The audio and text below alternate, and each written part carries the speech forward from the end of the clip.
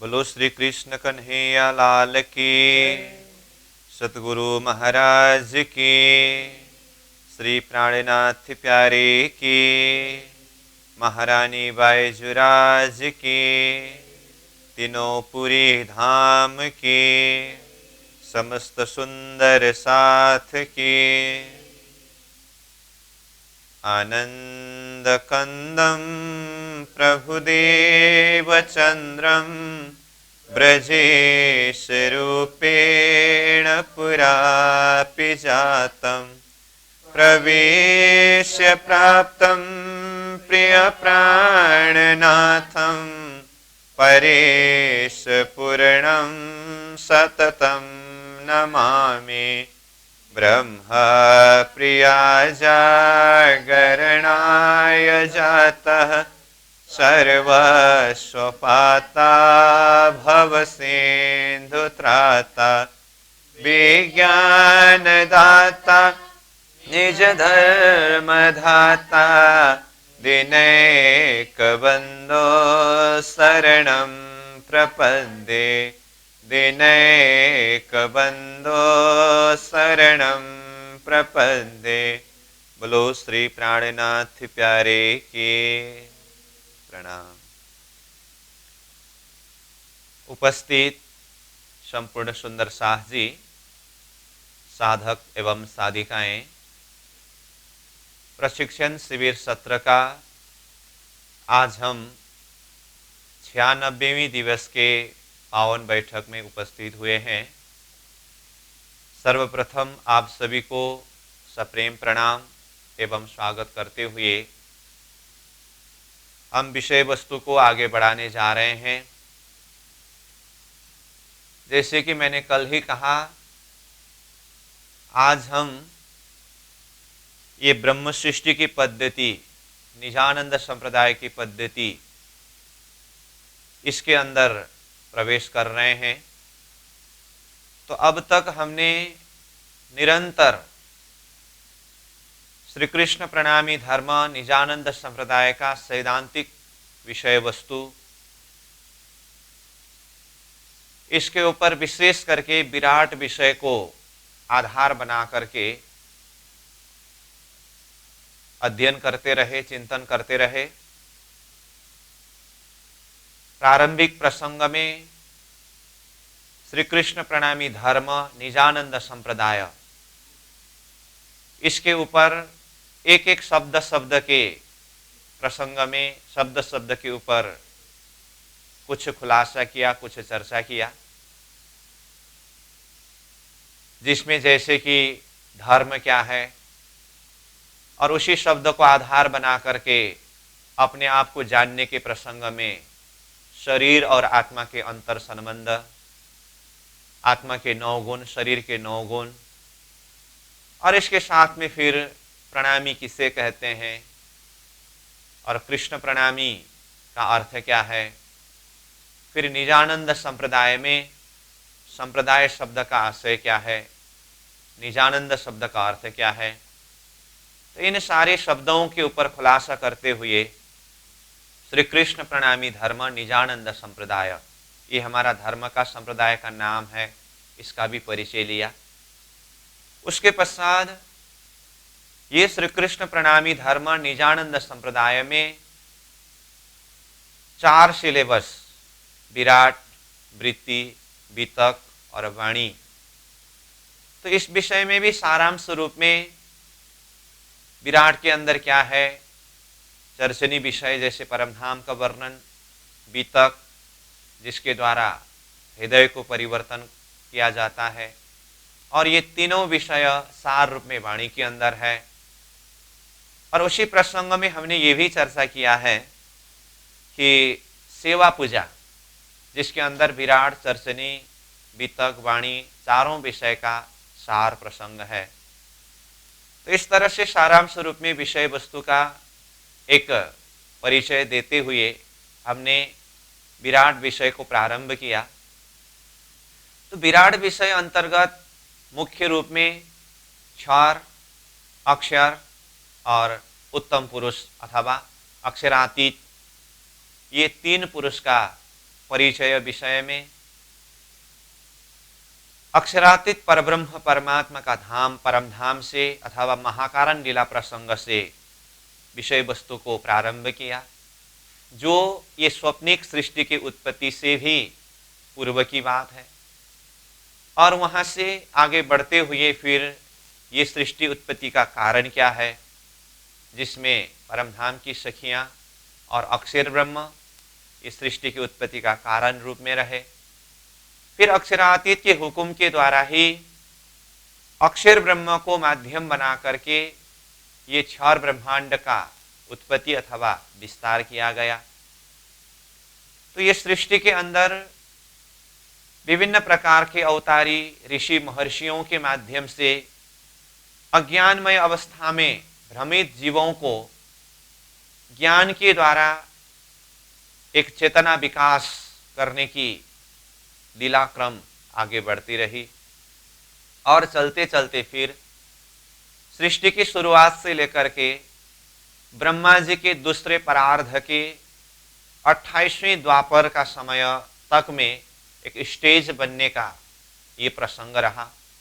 और 28वें द्वापर के समय में अक्षरातीत पूर्ण ब्रह्म परमात्मा हम सारी आत्माओं को ये खेल का अनुभव कराने के लिए स्वयं भी ब्रजमंडल में अवतरण हुए और हम आत्माओं को भी ब्रजमंडल में अवतरण कराया, जिसके अंदर विशेष करके श्री कृष्ण जी की त्रिधा लीला प्रसंग को जोड़ दे करके वो त्रिधा शक्ति कौन कौन से है, किस किस कारण से ये धरती में आए, और 11 वर्ष 52 दिन की ब्रज लीला, उसके पश्चात रास लीला, रास में भी उसके त्रिविध लीला रहस्य भेद, उसमें जैसे वास्तविक रास, प्रतिभाषिकी रास, व्यवहारिक रास, इन सारे प्रसंगों के ऊपर चर्चा करके फिर श्री कृष्ण जी की सारांश मथुरा द्वारिका की लीला को भी चर्चा करके फिर 28वें कलियुग के समय में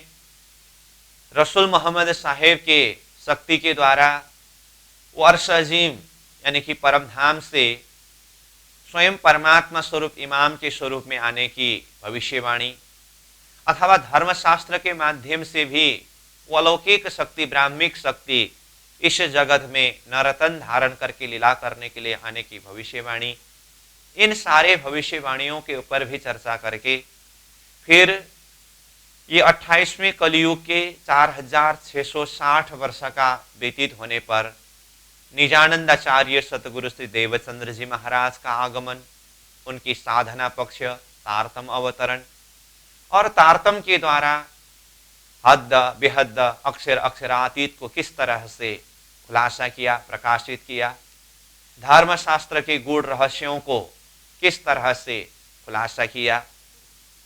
तो इस तरह से आगे बढ़ते हुए फिर सतगुरु महाराज के अंदर की शक्ति के साथ में फिर सतगुरु के समय के पश्चात महामती प्राणनाथ जी के आगमन, उनके अंदर की शक्ति, और प्राणनाथ जी के द्वारा ये तारतम वाणी अवतरण हुआ।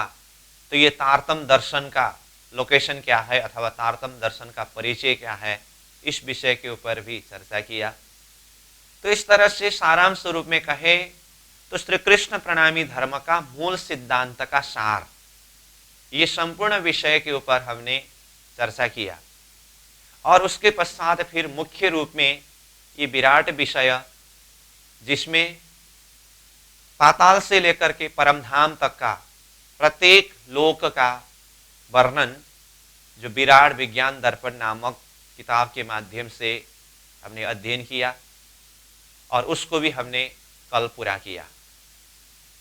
तो ये हुआ अब तक जो भी विषय वस्तु के ऊपर हमने चर्चा किया उसका सारांश परिचय। तो जैसे मैंने कल ही कहा था, विराट विषय वस्तु के साथ में ही अलग अलग विषय वस्तु जुड़ता है। जैसे हम बार बार ये चर्चा कर रहे हैं कि विराट संबंधी वाणी में लगभग 6000 चौपाइयां हैं। तो आगे हमें वो वाणी के प्रसंगों को भी देखना है, उसके लिए एक आधार विराट विषय है। और साथ में अब तक हमने जो भी श्री कृष्ण प्रणामी धर्म का सार सिद्धांत के विषय में चर्चा किया, तो ये सार विषय प्रकट वाणी के अंदर हम दर्शन कर सकते हैं। तो आगे हम प्रकट वाणी के चौपाई के माध्यम से इन्हीं विषयों के ऊपर चर्चा करेंगे। ये भी मैंने आपको कल ही जानकारी दिया। तो उससे पहले ब्रह्म सृष्टि की पद्धति, हमारे धर्म का मूल सिद्धांत क्या है, मूल नियम पद्धति क्या है, ये भी हमें जानना अति आवश्यक है। और ये प्रसंग भी विराट के साथ में ही विशेष संबंध रखता है। तो इसीलिए आज हम ये ब्रह्म सृष्टि की पद्धति के अंदर प्रवेश कर रहे हैं। तो इसके अंदर जितने भी शब्दावली आएंगे वो ज्यादातः विराट संबंधी विषय ही होंगे, क्योंकि अपनी पद्धति के माध्यम से महामती प्राणीनाथ जी ने विशेष करके परब्रह्म परमात्मा का लक्ष्य बोध किया है। और ये विराट विषय आत्मा को एक लक्ष्य प्रदान किया हुआ, लक्ष्य निर्देशन किया हुआ विषय है विराट। तो इसलिए इसके साथ में ये विराट विषय को हम जोड़ रहे हैं। और जैसे विराट ग्रंथ पूरा हुआ तो अंतिम में हमें ये निर्देशन भी दिया है कि अब आगे परमधाम प्रसंग, विराट के माध्यम से जो परमधाम का लक्ष्य प्रदान किया, उस परमधाम का वर्णन चर्चनी विषय जो है वो चर्चनी पाठ के माध्यम से और चर्चनी संबंधी वर्णन किया हुआ, यानी कि परमधाम संबंधी वर्णन किया हुआ विषय जो है, ग्रंथ जो है, उसे वृत्ति कहते हैं। तो वृत्ति अलग अलग वृत्ति है। उसमें जो विराट विज्ञान दर्पण नामक किताब, जिसके माध्यम से हमने विराट विषय को अध्ययन किया, और विराट को प्रारंभ करते समय मैंने कुछ ग्रंथ का परिचय भी दिया था।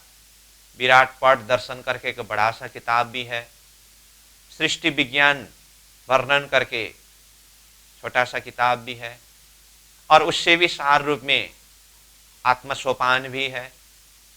तो इन सारे ग्रंथों का परिचय लेते हुए विराट विज्ञान दर्पण नामक किताब के माध्यम से हमने इस बार अध्ययन किया। तो आगे अपने स्वाध्याय में अन्य ग्रंथ के माध्यम से भी आप चिंतन कर सकते हैं। ठीक इसी तरह विराट विषय पूरा होने के पश्चात जो चर्चनी विषय के अंदर जब हम प्रवेश करेंगे, तो चर्चनी विषय को वर्णन किया हुआ ग्रंथ अथवा विषय वृत्ति के नाम से है। वृत्ति भी अलग अलग है, बड़ी वृत्ति करके है, छोटी वृत्ति करके है, और बीच में मजली वृत्ति करके भी वृत्ति का नाम है। तो जो विराट विज्ञान दर्पण नामक किताब गुरुजी श्री 108 वाणी आचार्य दीनदयाल जी गुरुजी के द्वारा लिखित ग्रंथ के माध्यम से हमने अध्ययन किया, इसी तरह से पूज्य गुरुजी के द्वारा ही परमधाम वर्णन प्रसंग में अपना धाम दर्शन नामक किताब लिखे हैं। और आगे जब हम चर्चनी विषय को अध्ययन करेंगे तो चर्चनी पाठ के साथ में वही अपना धाम दर्शन नामक किताब के द्वारा चर्चनी विषय के अंदर भी अध्ययन करेंगे। तो जिस तरह से विराट में नक्शा और किताब का वर्णन साथ साथ में गए, उसी तरह से चर्चनी के लिए भी चर्चनी का नक्शा है, जो स्वयं महामती प्राणनाथ जी ने अपने समय में ब्रह्ममुनियों को परमधाम का वर्णन करके समझाया। तो स्वयं अपने हाथ से नक्शा बना बना करके वर्णन कर करके समझाए, जिसके माध्यम से महाकारण परक परमधाम का वर्णन परक वाणी की चौपाइयों को समझने में और परमधाम की चिंतन करने में, ध्यान करने में सहज होता है। वो विषय चर्चनी का विषय है।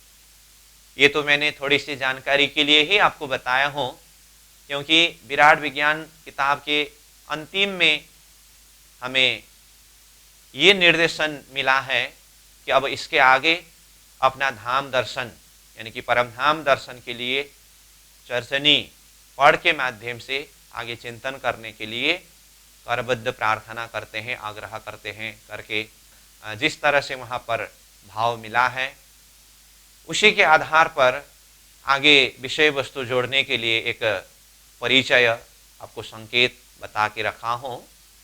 तो उससे पहले जैसे मैंने कल भी कहा और आज भी बोल रहा हूँ, अभी तक हमने जो भी विषय वस्तु लेक्चर के माध्यम से प्रणामी धर्म सिद्धांत जो तारतम्य दर्शन का सिद्धांत है इसका कंसेप्ट क्लियर हुआ है। तो इसका सार प्रकटवाणी के माध्यम से होने के कारण इसको आगे हम बढ़ा रहे हैं। और उससे भी पहले ये ब्रह्म सृष्टि की पद्धति जो है ये भी उतनी ही महत्वपूर्ण विषय है। जिस तरह से देश को संचालन करने के लिए संविधान होता है ना, तो इसी तरह से हमारा धर्म का संविधान है ये जो ब्रह्म सृष्टि की पद्धति के नाम से। तो इस विषय के अंदर हम प्रवेश कर रहे हैं। तो मैंने ये अभी तक जो भी विषय वस्तु हुआ और आगे जो विषय वस्तु होने वाला है तो आपके दिल दिमाग में एक जानकारी हो, तो उसके लिए ये विषय वस्तु की जानकारी भी दिया। तो अब हम चलते हैं आज के विषय वस्तु के अंदर। जैसे कहा ब्रह्म सृष्टि की पद्धति, तो इसके लिए थोड़े से हम भूमिका के विषय में अगर बात करें तो ये प्रसंग वित्त के साथ में संबंध रखता है। पद्धति के अंदर ज्यादा प्रसंग विराट संबंधी विषय है, परंतु ये किस तरह से जाहिर हुआ तो इसके लिए प्रसंग वित्त से जुड़ जाता है।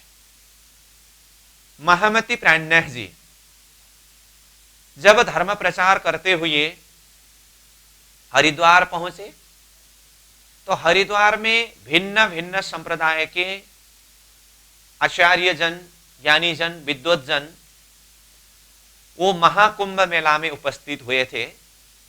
विक्रम संवत 1735 की बात है।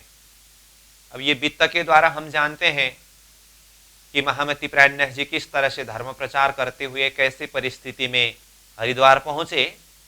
तो मैं सिर्फ सार रूप में ही ये प्रसंग को जोड़ रहा हूं। तो जैसे ही प्राणनाथ जी हरिद्वार पहुंचे तो वहां भिन्न भिन्न संप्रदाय के 28 जमात पहले से ही एकत्रित हुए थे कुंभ मेला में। जैसे प्राणनाथ जी पहुंचे तो सब किसी ने प्राणनाथ जी के समक्ष में आकर के कहने लगे कि आपका संप्रदाय क्या है, अपना संप्रदाय का परिचय दीजिए। तो जब प्राणनाथ जी के समक्ष में अन्य संप्रदाय के मत मतांतर के आचार्य जन, ज्ञानी जन आकर के सांप्रदायिक परिचय मांगने लगे तो प्राणनाथ जी ने पहले तो उन आचार्यों को ही कहा कि आप लोग पहले अपने संप्रदाय का परिचय दीजिए। तो तब वहां जितने भी मत मतांतर संप्रदाय के आचार्य जन, ज्ञानी जन उपस्थित हुए थे अपने अपने हिसाब से सबने परिचय दिया। तो सबके परिचय के अंदर ये नाशवांत सृष्टि के अंदर की ही विषय वस्तु बातों को प्रस्तुत किया गया। तो उन लोगों के विषय वस्तु के ऊपर, प्रस्तुति के ऊपर महामती प्राणनाथ जी ने प्रश्न भी किया। तो सबकी बातों को सुनकर के प्राणनाथ जी सभी को यही कहते हैं, आप लोगों ने जो भी अपने संप्रदाय का पद्धति परिचय दिया ये सब ये सृष्टि के अंदर की ही बात है। और प्राणनाथ जी प्रश्न करते हैं, वेद शास्त्र ने ये संपूर्ण सृष्टि नाशवंत बताया है, तो उस समय में जीव का अखंड मुक्ति का स्थान कहाँ है, इस विषय में बताइए करके कहा। तो जीव का अखंड मुक्ति का स्थान, परमात्मा का वास्तविक धाम के विषय में तो किसी ने नहीं बता सका। तो जब इस विषय में सब कोई मौन रह गए तो अब सभी संप्रदाय के आचार्य जन प्राणनाथ जी से कहने लगे कि आप अपने संप्रदाय का परिचय दीजिए कि किस शास्त्र में किस तरह से आपके ये सिद्धांत दर्शन के लिए कहा है। तो इस तरह से कहने लगे। तो अब महामती प्राणनाथ जी ने अपने मूल सिद्धांत का परिचय उस हरिद्वार की भूमि में विक्रम संवत 1735 का समय में वहां उपस्थित भिन्न भिन्न धर्मावलंबी, भिन्न भिन्न संप्रदाय के मत मतांतर के आचार्य जन, ज्ञानी जन, विद्वत जनों के समक्ष में ये प्रस्तुत किया। तो इसे निजानंद संप्रदाय का पद्धति भी कहते हैं और इसी को ब्रह्म सृष्टि की पद्धति भी कहते हैं। तो इसके लिए हमें जानना यह जरूरत है कि निजानंद संप्रदाय का पद्धति मतलब निजानंद संप्रदाय क्या है, और इसी को ब्रह्म सृष्टि का पद्धति करके कहा तो ब्रह्म सृष्टि कौन है। तो पहले हमें इस विषय में भी चिंतन करना जरूरत है। तो इस विषय में जैसे कि मैंने पहले ही कहा, अब तक ये प्रशिक्षण शिविर सत्र का 96वें दिन चल रहा है। इसका मतलब इससे पहले यानी कि अब तक हमने जो भी विषय वस्तु के अंदर प्रसंग में चर्चा करके आए उसमें ब्रह्म सृष्टि कौन है, तो ये ब्रह्म सृष्टि का परिचय का प्रसंग के ऊपर भी हमने चर्चा किया है। और यहाँ निजानंद संप्रदाय का पद्धति शब्द आया तो निजानंद संप्रदाय क्या है वास्तव में, इस विषय में भी हमने प्रारंभिक समय में ही चर्चा किया है। फिर भी यहाँ मैं विषय वस्तु के साथ में प्रसंग को जोड़ने के लिए सार रूप में अगर कहूं तो संप्रदाय शब्द को हम पहले देखें तो संप्रदाय का अर्थ क्या है। तो संप्रदाय शब्द बना है दा धातु में सम और प्र उपसर्ग जोड़ करके सम प्लस प्र प्लस दा इक्वल टू संप्रदा यानी कि संप्रदाय। तो इसका अर्थ क्या है, दा धातु का अर्थ है देना और प्र अच्छी तरह से और सम सम्यक रूप से बहुत ही अच्छी तरह से। इसका मतलब संप्रदाय का अर्थ क्या हुआ, सम्यक रूपेण प्रदीयते इति संप्रदाय, यानी कि अच्छी तरह से प्रदान करना देना, यही संप्रदाय है। तो आगे निजानंद शब्द जुड़ा है तो निजानंद संप्रदाय, तो संप्रदाय के आगे निजानंद शब्द आने का अर्थ निजानंदाचार्य जी के द्वारा प्रदान किया हुआ यह सिद्धांत, यह संप्रदाय, इसीलिए निजानंद संप्रदाय। तो निजानंदाचार्य कौन है अथवा निजानंद संप्रदाय करके जो निजानंद शब्द आया है तो ये निजानंद क्या है। तो इस विषय में फिर भी मैं बोल रहा हूं, वैसे ये विषय हमने पहले ही चर्चा करके आए हैं, फिर भी उसी को मैं यहाँ प्रसंग में दोहरा करके बोल रहा हूं कि निजानंद मतलब निज प्लस आनंद इज इक्वल टू निजानंद। तो निज अक्षरातीत पूर्ण ब्रह्म परमात्मा चिदघन स्वरूप श्रीराज जी अथवा अक्षरातीत श्री कृष्ण निज स्वरूप है जो, और आनंद वही चिदघन स्वरूप अक्षरातीत पूर्ण ब्रह्म परमात्मा की आनंद शक्ति जो श्यामा जी स्वरूप है। तो निज मतलब स्वयं श्रीराज जी और आनंद मतलब श्रीराज जी के आनंद स्वरूपा श्यामा जी। वो श्यामा जी स्वरूप ही ये खेल के बीच में तीसरे ब्रह्मांड जागने के ब्रह्मांड में सतगुरु श्री देवचंद्र जी महाराज स्वरूप में पधारे। तो सतगुरु श्री देवचंद्र जी महाराज का परिचय क्या हुआ, यहां के हिसाब से नाम का परिचय दें तो देवचंद्र जी, और उनके अंदर की शक्ति का परिचय दें तो निज ब्रह्म का आनंद स्वरूपा निजानंद यानी कि श्यामा जी। जो श्यामा जी स्वरूप पहले ब्रजमंडल में भी आए थे, रासमंडल में भी आए थे, और ये तीसरे ब्रह्मांड जागने के ब्रह्मांड में निजानंदाचार्य जी श्री देवचंद्र जी महाराज यानी कि सदगुरु स्वरूप में पधारे। जो प्रार्थना के माध्यम से भी जो चिंतन करते हैं हम, आनंद कंदम प्रभुदेव चंद्रम ब्रजेश रूपेण पुरापि जातम प्रविश्य प्राप्तम प्रिय प्राणनाथम परेश पूर्णम सततम नमामि।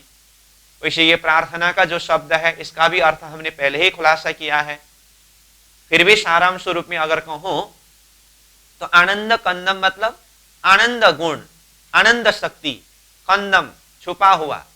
कहां छुपा हुआ? श्रीराज के अंतर हृदय में, अथवा श्रीराज के अंदर ही छुपा हुआ आनंद, जो परमधाम के अंदर ही स्वरूप के रूप में प्रकट करते समय श्यामा जी स्वरूप है। और वही श्यामा जी स्वरूप यहां धरती में किस स्वरूप में पधारे? प्रभु देवचंद्रम, सतगुरु श्री देवचंद्र जी महाराज स्वरूप में पधारे। सदगुरु स्वरूप में पधारने से पहले वो स्वरूप कहां पर, किस स्वरूप में पधारे थे? ब्रजेश रूपेण पुरापि जातम, ब्रज के मालिक के रूप में पहले भी प्रकट हुए थे। और वही स्वरूप ये जागनिक ब्रह्मांड में सदगुरु स्वरूप में पधारे। और श्यामा जी स्वरूप होते हुए भी श्यामा जी स्वरूप के अंदर स्वयं अक्षरातीत की आवेश शक्ति भी विराजमान है। श्यामा स्वरूपा श्री देवचंद्र जी ने अपने जीवन के 40 वर्ष की उम्र तक निरंतर साधना किया। 3 बेर तक परमात्मा ने साक्षात दर्शन दिया और तीसरे दर्शन में तारतम बीज मंत्र प्रदान किया।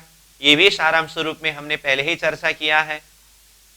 तो तीसरे बार दर्शन देने वाले अक्षरातीत पूर्ण ब्रह्म परमात्मा स्वरूप, जो वय किशोर अति सुंदर स्वरूप खिला जो वृंदावन, इस रूप में आकर के दर्शन दिया, तो बीज तारतम मंत्र प्रदान करके ये आवेश शक्ति कहां विराजमान हुए? तुम्हारे अंदर आकार में आए के बैठे हम देवचंद्र जी के हृदय के अंदर ही आकर के विराजमान हो गए। तो अक्षरातीत की आवेश शक्ति है, इसीलिए श्यामा जी की शक्ति भी है, श्रीराज जी की शक्ति भी है। तो निजानंदाचार्य कहने से सतगुरु श्री देवचंद्र जी महाराज की संज्ञा है ये। तो सतगुरु देवचंद्र जी महाराज जो श्यामा जी स्वरूप है, श्यामा जी स्वयं निज स्वरूप श्रीराज जी के आनंद स्वरूप है। तो निज श्रीराज जी के आनंद स्वरूपा श्यामा जी महारानी सतगुरु देवचंद्र जी महाराज स्वरूप में पधारे, इसीलिए वो निजानंदाचार्य हुए। और वही शक्ति यानी कि श्रीराज जी के आवेश शक्ति ही विक्रम संवत 1712 के समय में प्रविश्य प्राप्तम प्रिय प्राणनाथम, इंद्रावती आत्मा का हृदय के अंदर वो आवेश शक्ति विराजमान हुए, जो बाद में प्राणनाथ जी के नाम से प्रसिद्ध हुए। तो ये प्रसंग में विशेष करके यहाँ सतगुरु देवचंद्र जी महाराज निजानंदाचार्य किस अर्थ में, तो इस बात को कुछ खुलासा करने के लिए जोड़ रहा हूं। तो सार रूप में अगर कहूं तो अक्षरातीत श्रीराज जी के आनंद स्वरूपा श्यामा जी महारानी सतगुरु देवचंद्र जी महाराज के स्वरूप में पधारे, और जिन्होंने ये तारतम मंत्र, तारतम ज्ञान को धरती में प्रकट किया, और उन्होंने प्रकट करके हम सब आत्माओं को प्रदान किया। संप्रदाय का अर्थ जैसे हमने पहले ही कहा, सम्यक रूपेण प्रदीयते इति संप्रदाय, अच्छी तरह से प्रदान करना, देना।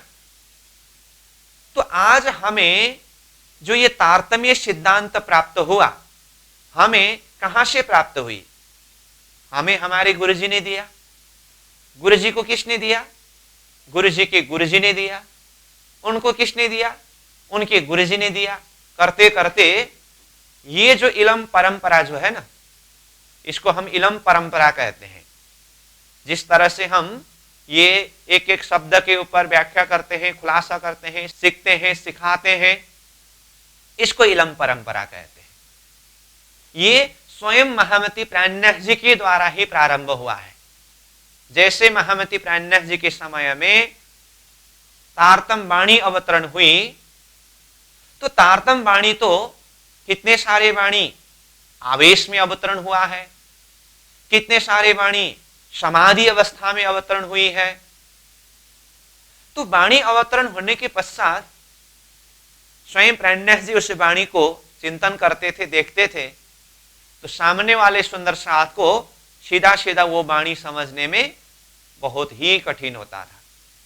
तो उसी वाणी को फिर प्राणनाथ जी वेद का प्रमाण, कतीब का प्रमाण देते हुए, एक एक शब्द शब्द का खुलासा करते हुए, चर्चा करते हुए समझाते थे।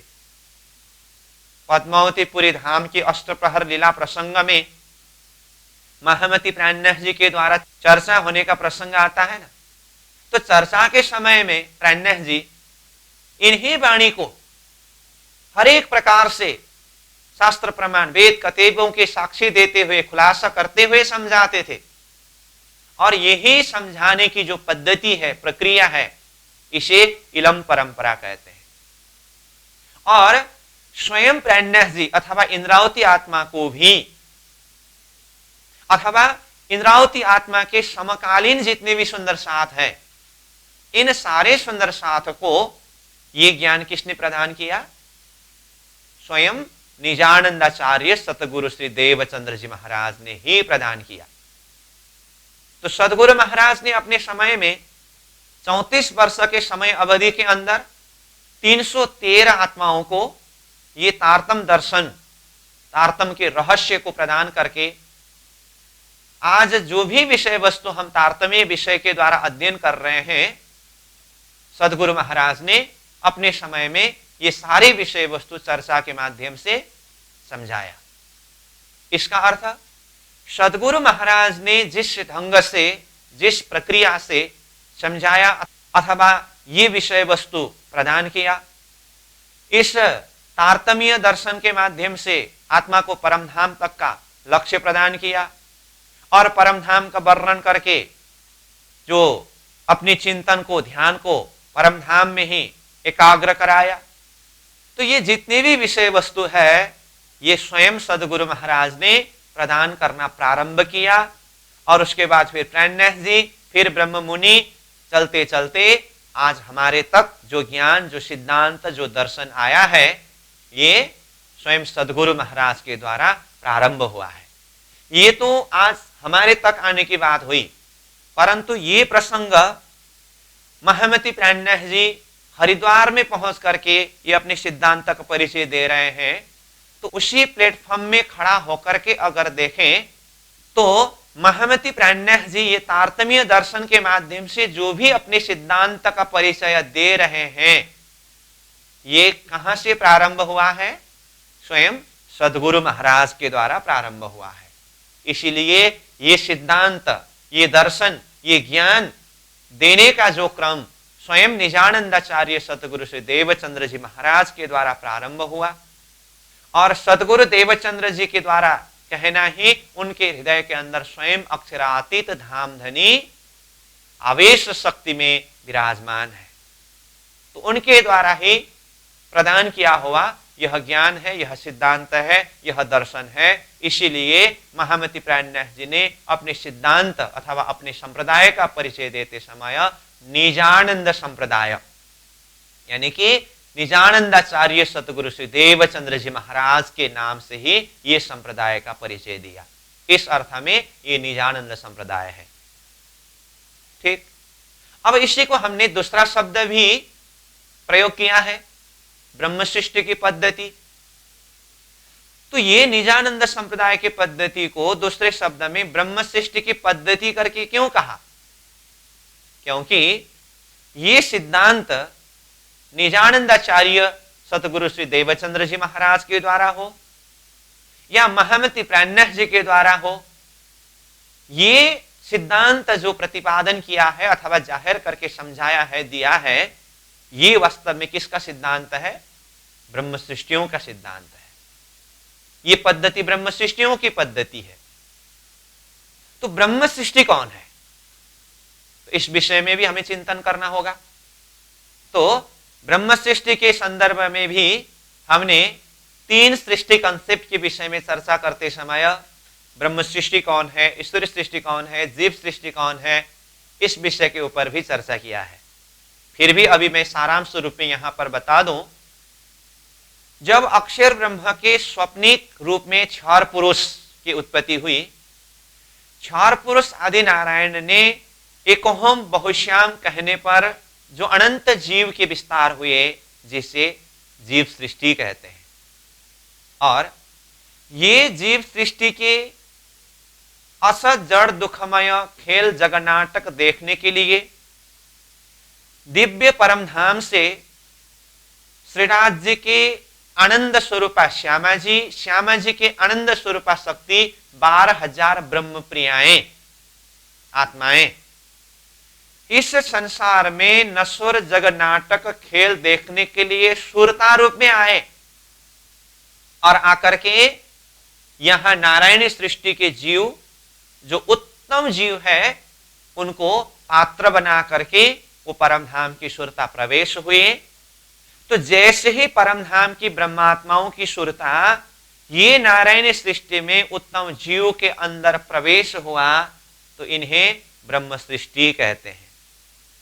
मतलब ब्रह्म सृष्टि का मूल कहां है?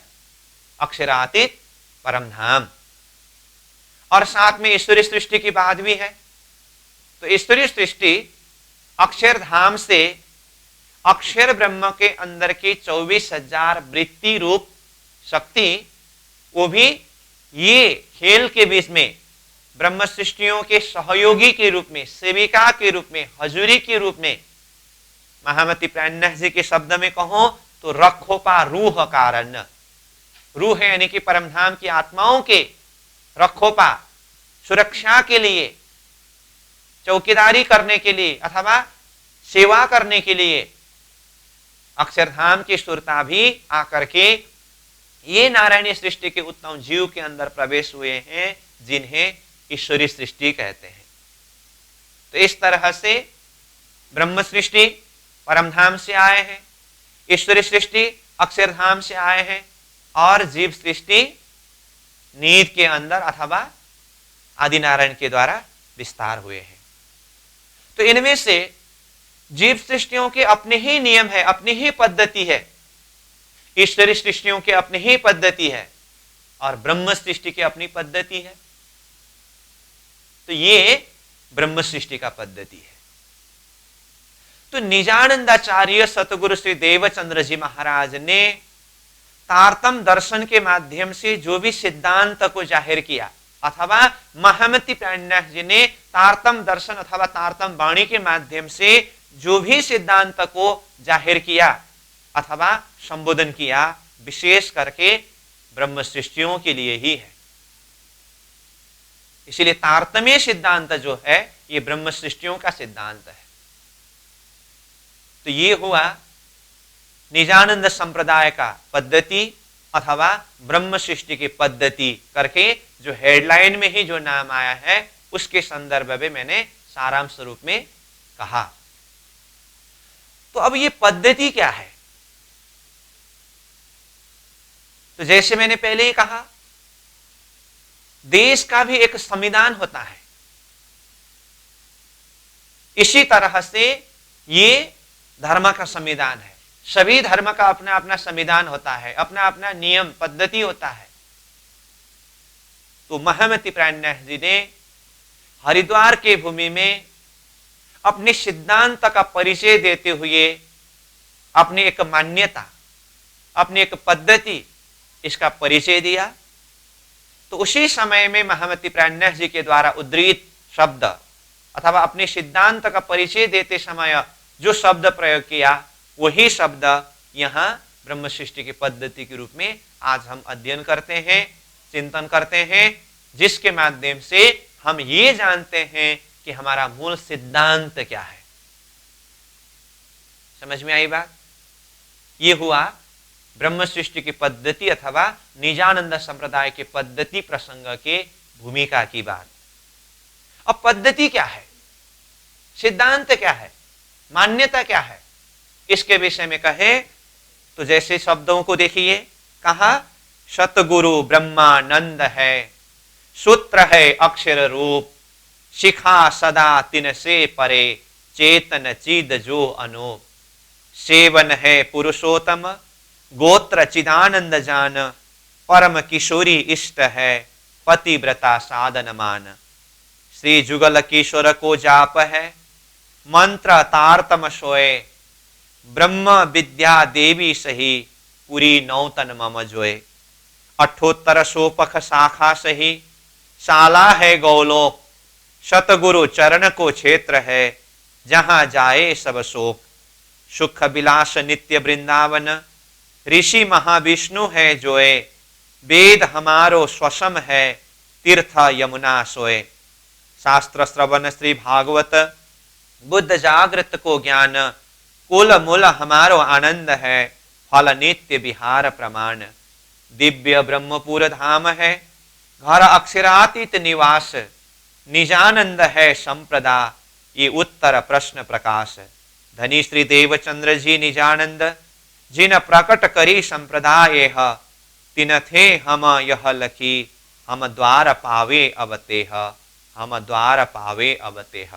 तो इस तरह से ये 8 चौपाई में ब्रह्म सृष्टि की पद्धति अथवा निजानंद संप्रदाय के पद्धति के विषय में प्राणन्यास जी ने जाहिर करके कहा है। ठीक, अब ये 8 चौपाई के अंदर ही जितने भी शब्द आया है, इसके अंदर ही हमारा मूल सिद्धांत, मूल मान्यता है। तो एक एक शब्द के ऊपर हम कुछ चिंतन करेंगे, तो जिसके माध्यम से हमें ये बोध होगा कि हमारा मूल सिद्धांत क्या है। ये प्रसंग वैसे हम वितक को श्रवण करते समय, अध्ययन करते समय हरिद्वार के प्रसंग में चिंतन करते ही हैं, परंतु साथ में हम ये श्रृंखलाबद्ध अपने मूल सिद्धांत प्रशिक्षण के माध्यम से चिंतन कर रहे हैं।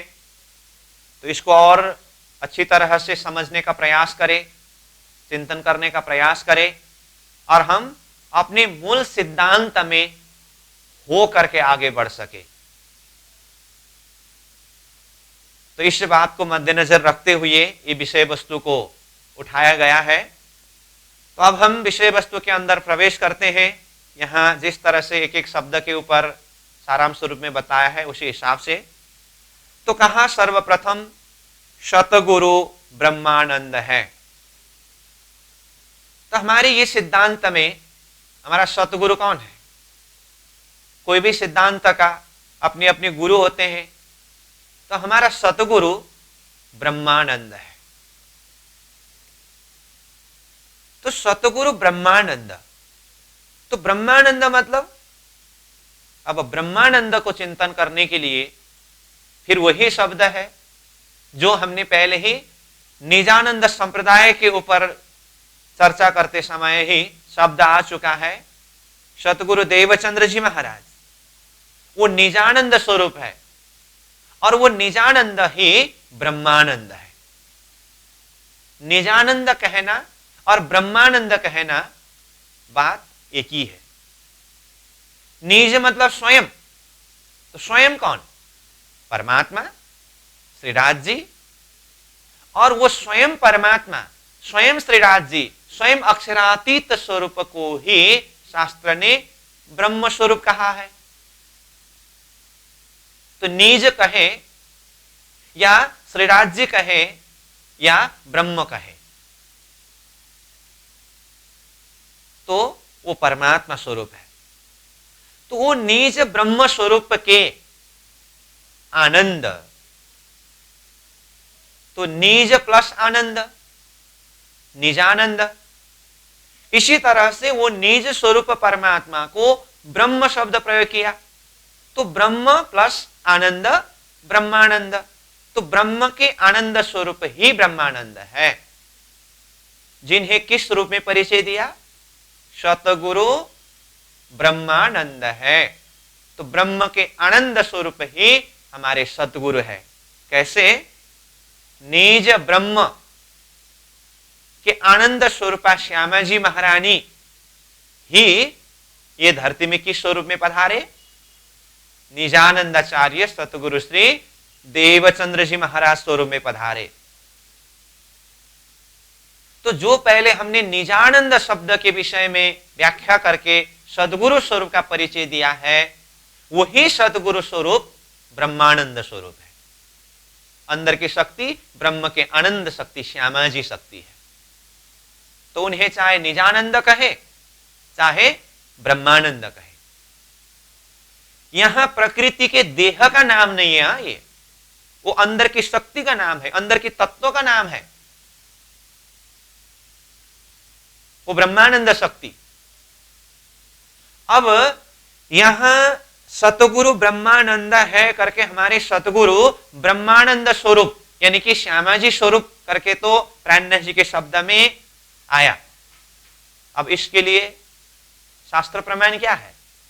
ब्रह्म के आनंद स्वरूप को ही सतगुरु स्वरूप करके शास्त्र ने किस तरह से कहा है।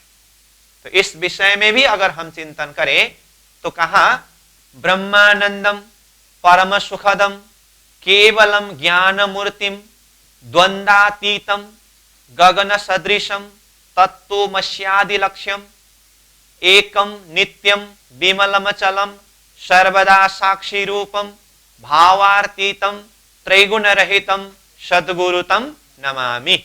तो ये शब्द में देखिए, अब यहां पर एक एक शब्द शब्द के ऊपर चिंतन करना, विवेचन करना, वो तो करते रहेंगे, लेकिन इसके अंदर सार रूप में अगर शब्द को देखें तो शुरू में क्या आया? ब्रह्मानंदम, मतलब ब्रह्म के आनंद शक्ति, ब्रह्मानंद, ब्रह्मानंदम परम सुखदम।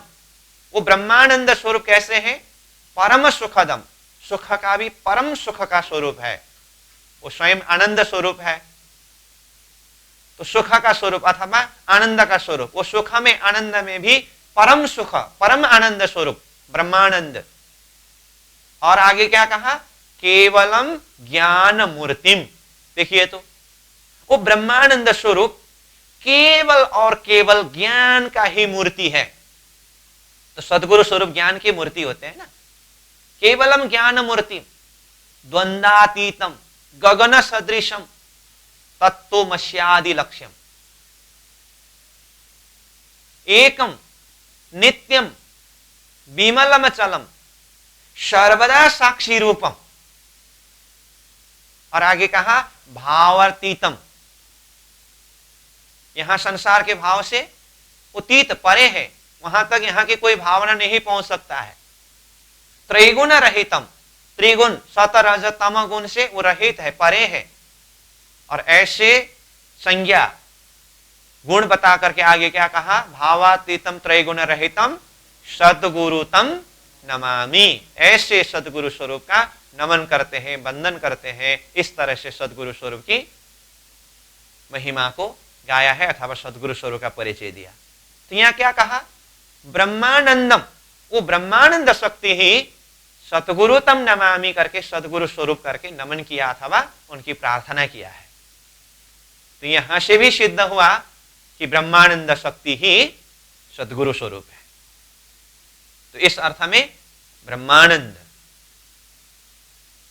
सतगुरु, तो सतगुरु ब्रह्मानंद हुआ। ठीक, अब ये तो हुआ ब्रह्मानंद शब्द के विषय में कुछ खुलासा। लेकिन उससे भी पहले हमें यह जानना होता है, यहां शब्द आया सतगुरु। तो सतगुरु किसे कहते हैं? संसार में अब कहने के लिए तो सतगुरु सतगुरु कहते हैं, परंतु सतगुरु कौन है वास्तव में? तो सतगुरु का भी सही हिसाब से पहचान करना होता है, परिचय लेना होता है ना। एक होते हैं गुरु, एक होते हैं सतगुरु। गुरु बहुत सारे मिलते हैं, परंतु सतगुरु मिलना, सतगुरु प्राप्त होना, ये इतना आसान बात नहीं है। गुरु मतलब संसार में कोई भी विषय के ऊपर जो हमें शिक्षा देते हैं, ज्ञान देते हैं, वो ज्ञान को प्रदान करने वाले, शिक्षा को देने वाले, वो गुरु। लेकिन सतगुरु का परिभाषा क्या है? सत आत्मा, सत परमात्मा के विषय में जो हमें ज्ञान प्रदान करे, वो सद्गुरु है। तो सत क्या है? सत आत्मा है। सत क्या है? सत परमात्मा है। अब सत परमात्मा तो हर किसी ने कहा, लेकिन सत परमात्मा के स्वरूप को, सत परमात्मा के वास्तविक धाम नाम को जाना, यहां पर प्रश्न खड़ा होता है। किसी ने स्वर्ग के लक्ष्य देने वाले गुरु को ही सतगुरु कहा। अब उसके लिए यह जानना होता है, स्वर्ग प्राप्ति होना क्या जीव के लिए अखंड मोक्ष है? स्वर्ग में जो भगवान का रूप है वो सत्य स्वरूप है। किसी ने वैकुंठ तक का लक्ष्य देने वाले गुरु को सतगुरु कहा।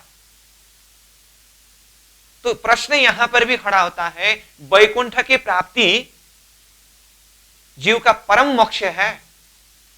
वैकुंठ में रहने वाले जो भगवान के स्वरूप है वो सत्य परमात्मा स्वरूप है। प्रश्न यहां है।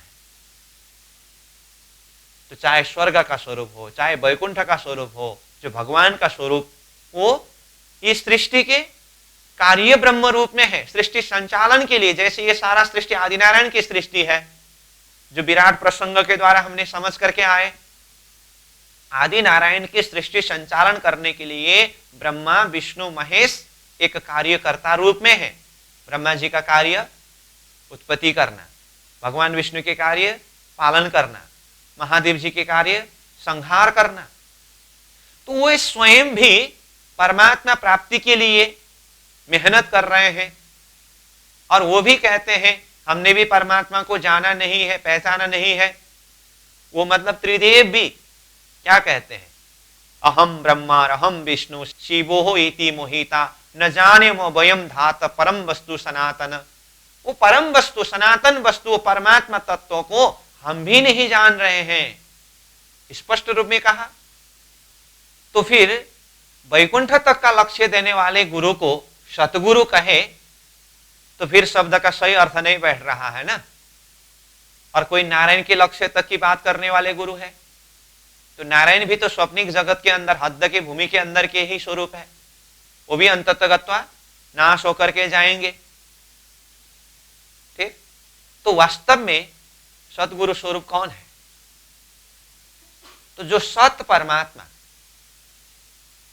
जिनके धाम, जिनके नाम, जिनके स्वरूप और जिनके लीला के विषय में स्पष्ट रूप में बता करके हमारे हृदय को प्रकाशित करे, वो स्वरूप ही सतगुरु स्वरूप है। महामति प्राणनाथ जी के शब्द में अगर कहो तो प्राणनाथ जी सतगुरु का परिचय देते हुए क्या कहते हैं, सतगुरु साधु वाको कहिए, जो अगम को देवे गम, हद बेहद दोनों समझावे, भाने मन की भरम। सतगुरु तो उसे कहते हैं जो अगम को देवे गम।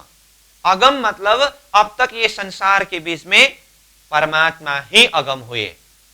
अगम का अर्थ परमात्मा, क्योंकि उस परमात्मा को किसी ने भी जान नहीं पाया।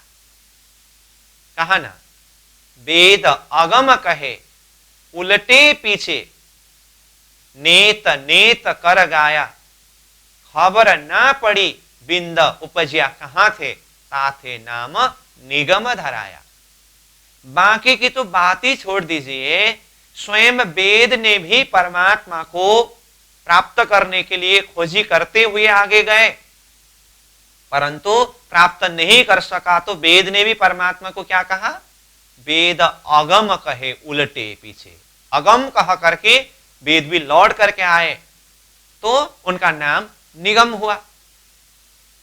तो वेद को भी जो परमात्मा प्राप्त नहीं हुए, वो अगम परमात्मा। तो अब प्राणनाथ जी कहते हैं सतगुरु साधु वाको कहिए, जो अगम को देवे गम।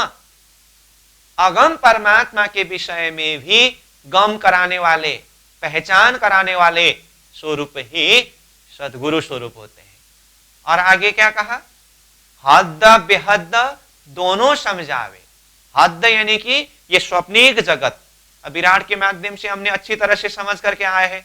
हद कहने से पाताल में गर्भोदक समुद्र से लेकर के महाशून्य समष्टि तक की भूमि को हद कहा, और बेहद कहने से जागृत मंडल, यानी कि स्वप्न और जागृत, ये दोनों, यानी स्वप्निक जगत और जागृत ब्रह्मलोक, ये दोनों हद बेहद दोनों समझावे, अच्छी तरह से समझा करके, भाने मन की भ्रम, मन की भ्रांति को, भ्रम मतलब अज्ञान ही भ्रम है, तो हद और बेहद को न जानना, परमात्मा शक्ति को न जानना, यही भ्रम है, यही अज्ञान है।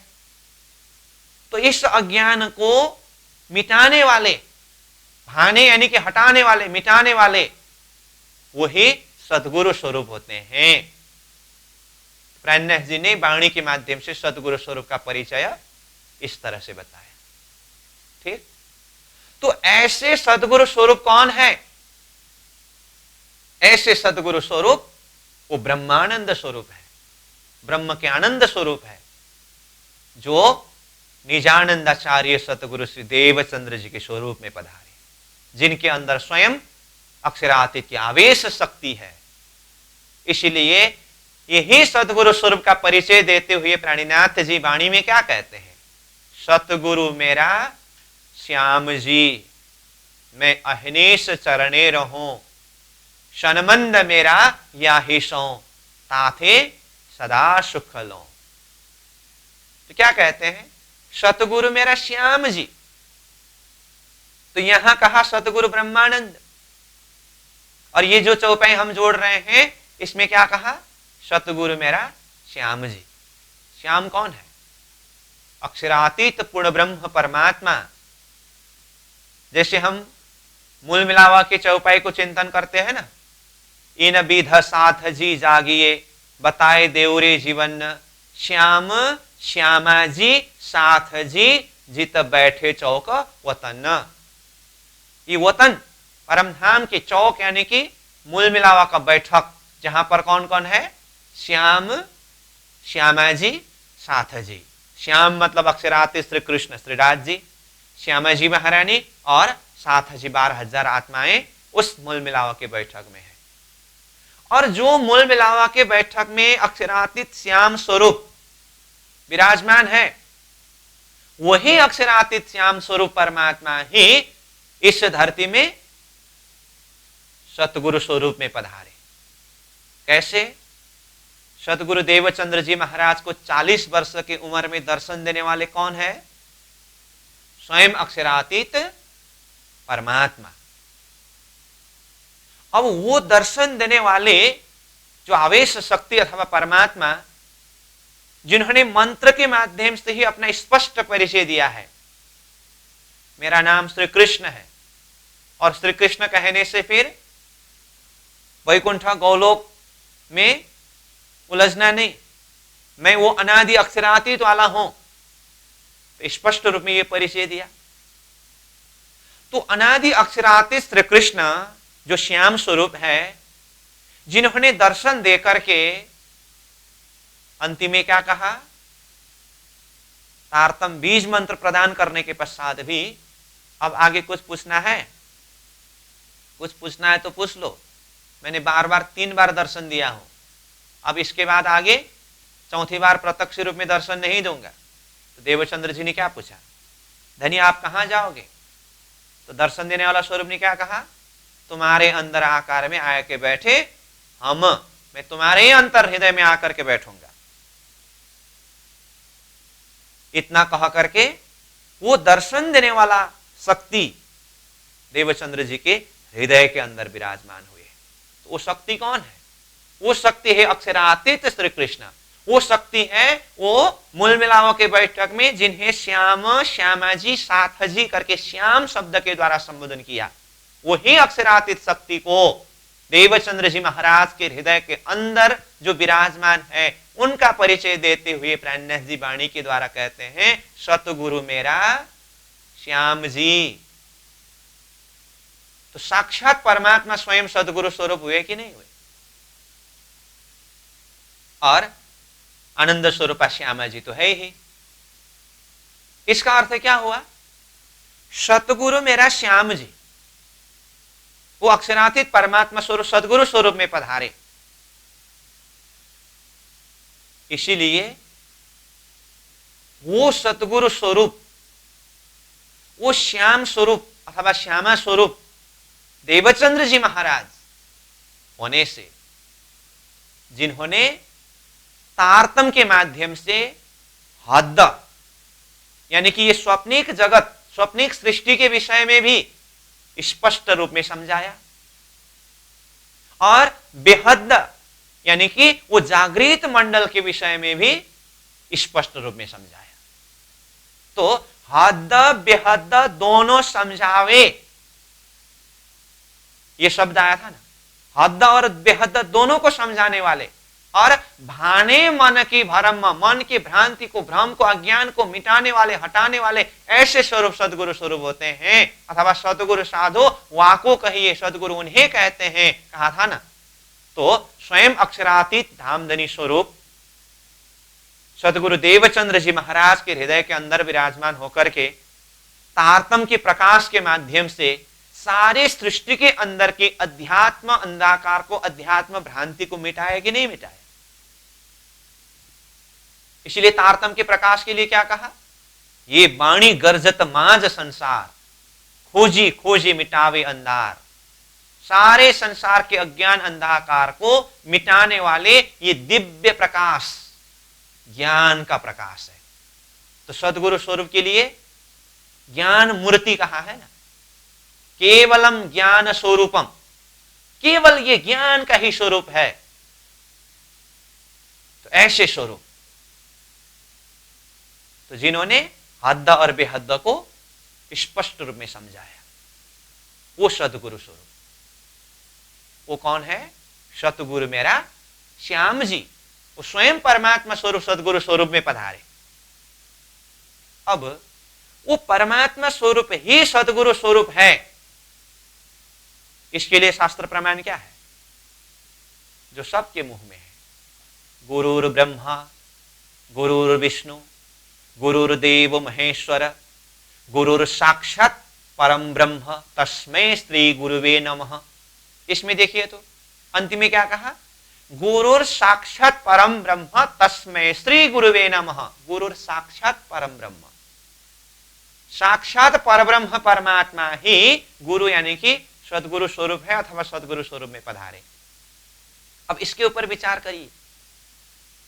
मैंने पहले भी कहा, यहां शब्द आया साक्षात परब्रह्म परमात्मा ही गुरु यानी कि सदगुरु स्वरूप है। तो स्वर्ग तक का लक्ष्य देने वाले गुरु को यह शब्द प्रयोग करे, वैकुंठ तक का लक्ष्य देने वाले अथवा वैकुंठ के शक्ति वाले गुरु को यह शब्द प्रयोग करे, नारायण तक का लक्ष्य देने वाले अथवा नारायण की शक्ति वाले गुरु को यह शब्द प्रयोग करे, तो क्या वैकुंठ का स्वरूप साक्षात परब्रह्म स्वरूप है, स्वर्ग का स्वरूप साक्षात परब्रह्म परमात्मा स्वरूप है, नारायण का स्वरूप साक्षात परब्रह्म परमात्मा स्वरूप है। तो यहां शब्द आया गुरुर साक्षात परम ब्रह्म। तो साक्षात परब्रह्म परमात्मा स्वरूप सदगुरु स्वरूप में किस स्वरूप में पधारे, सतगुरु श्री देवचंद्र जी महाराज स्वरूप में पधारे। इसीलिए ये शास्त्र का शब्द गुरुर साक्षात परब्रह्म शब्द का वास्तविक अर्थ अगर लगता हो तो एक ही स्थान है, वो सतगुरु श्री देवचंद्र जी महाराज। कैसे, साक्षात परब्रह्म परमात्मा स्वरूप सतगुरु देवचंद्र जी महाराज को साक्षात दर्शन दे करके तुम्हारे अंदर आकार में आए के बैठे, हम उनके हृदय के अंदर विराजमान हो गए। श्री देवचंद्र जी को दर्श दियो जो है पूर्ण रूप, तारतम को तत्व कहो हृदय बैठे स्वरूप। इसीलिए कहना और होना फर्क होता है। कहने के लिए तो कोई भी किसी को कुछ भी बोल सकते हैं, इसलिए होना वास्तविकता क्या है, शब्द को ध्यान देकर के चिंतन करने का प्रयास करिए। कहना और होना, वो होना पड़ेगा।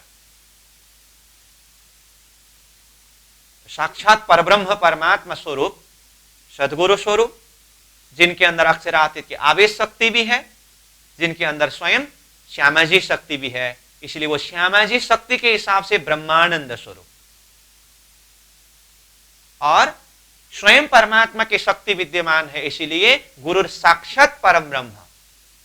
और वो साक्षात परब्रह्म परमात्मा स्वरूप ही ये जगत के बीच में सदगुरु स्वरूप में प्रकट होकर के हद बेहद यानी कि स्वप्निक जगत और जागृत परलोक के विषय में स्पष्ट रूप में समझाया तारतम के प्रकाश से। इसलिए सदगुरु के अंदर की जो ज्ञान तारतम का प्रकाश के महत्व को बताते हुए प्राणनाथ जी क्या कहते हैं, तारतम ज्योत उद्योत है तिन थे कहा होए, एक सुपन्न दूजा वतन जीव देखे दोए। तो यहां प्रश्न भी है और प्रश्न का जवाब भी है।